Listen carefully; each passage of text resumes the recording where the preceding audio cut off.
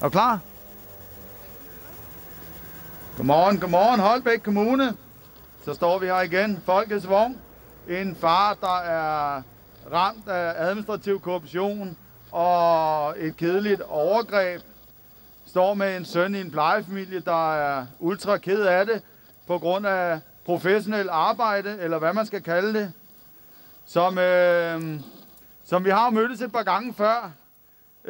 Men jeg har ikke rigtig set nogen reaktion fra borgmester Søren Kjærsgaard. Ej heller fra kommunaldirektør Hans Søje, som også er med i det. Nu ved jeg ikke, hvem der er kommet for René Juncker, der er stukket halen mellem benene som en lille rotte.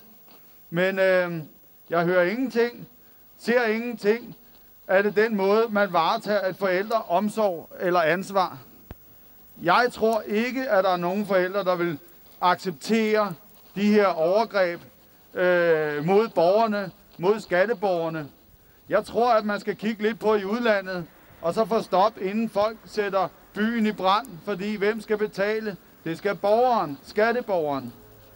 Jeg håber snart at høre fra jer og se jer til en dialog om, hvordan vi får hjulpet børnene efter en professionel overbevisning, fordi at det er jo børnene, det drejer sig om. Det er hverken faren eller moren eller jeres løgne og bedrag, men barnet.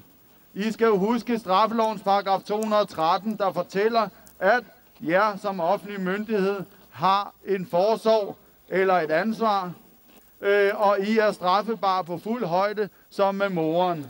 Så straffelovens paragraf 213 sammen med jeres løgne og bedrag. Ja, I ved, jeg kæmper med juraen, så vi håber på en FN eller menneskerettigheder til beskyttelse af barnet og mennesket.